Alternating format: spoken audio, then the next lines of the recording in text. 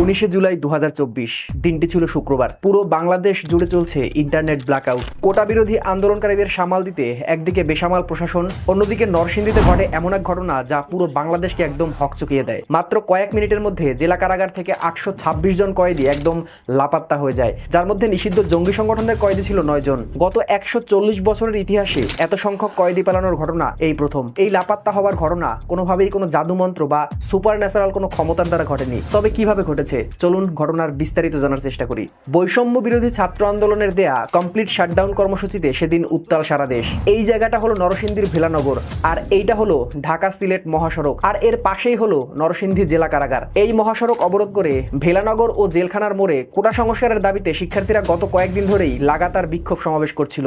ঘটনার দিন বিকেল 4:30 আন্দোলনে যুক্ত হয় সাধারণ জনতা। বাড়তে থাকে মিছিল এবং স্লোগান, সবার হাতেই ইট পাটকেল এবং লাঠিসোঁটা। আন্দোলনটা সাধারণ ছাত্রদের হলেও সেদিন সাধারণ ছাত্রদের খুব একটা দেখা যায়নি। হঠাৎই কেন যেন সবাই এগিয়ে যায় কারাগারের দিকে। সংখ্যায় আনুমানিক 10 থেকে 12 হাজারের বেশি মানুষ জেলখানার দিকে ছুটছে ইট পাটকেল আর পেট্রোল বোমা। কিন্তু এক্স্যাক্টলি কেন সেটা তখনও কেউ বলতে পারে না। এত মানুষের অনাকাঙ্ক্ষিত আক্রমণের বিপরীতে কারারক্ষী মাত্র 75 জন, ভেতরে কয়েদি ছিল 826 জন। প্রথমে কিছুক্ষণ তারা চেষ্টা করে ব্যাপারটি থামানোর জন্য, কিন্তু কোনোভাবেই সেটা করে উঠতে পারছিল না এবং অবস্থা বেগতিক দেখে তারা একসময় পিছু হটতে শুরু করে। তখনই জানানো হয় জেলা পুলিশকে। তখন পুলিশ সুপার নাকি তাদেরকে জানায় যে তিনি নিজেও নিরাপত্তাহীনতার মধ্যে আছেন, ফলে কারা কর্তৃপক্ষকেই কারাগার রক্ষার ব্যবস্থা নিতে হবে।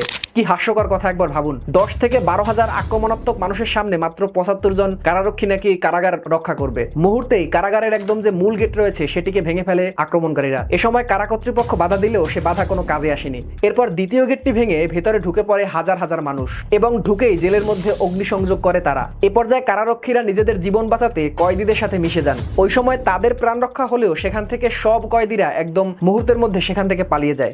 আক্রমণকারীরা লোহার শাবল, রড ইত্যাদি ব্যবহার করে তালা ভেঙে কয়েদিদের পালিয়ে যেতে সাহায্য করে। অনেককে আবার জোর করে কারারক্ষীদের কাছ থেকে চাবি নিয়েও সেল খুলতে দেখা গেছে। এ সময় লুট হয় কয়েদিদের খাবার, কারাগারের জিনিসপত্র এবং কয়েদিদের টাকা।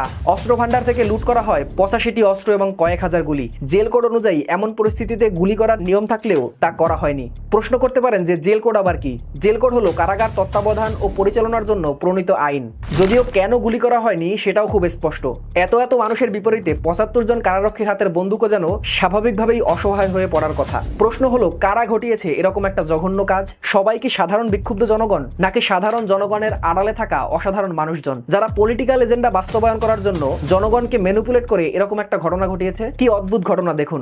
একটা রিপোর্টে এই হামলার কারণ হিসেবে বলা হয়েছে যে অস্ত্র লুট, সহিংসতা বা কয়েদিদের নিজেদের দলে নেওয়ার জন্যই নাকি এই ঘটনা ঘটানো হয়েছে। যদি তাই হয় তাহলে ভাবুন যে মানুষ এরকম একটা পরিস্থিতিতে কত নিচু চিন্তার সাথে সায় দিতে পারে। মানে নিজেদের দল ভারী করার জন্য অপরাধীদেরকে আমাদের দলে নিয়ে আসতে হবে। মানে এত সহিংস চিন্তা মানুষ কিভাবে করতে পারে? যদিও আমার কাছে মনে হচ্ছে যে আরো গভীর কোনো কারণ থাকতে পারে এই ঘটনাটির পেছনে।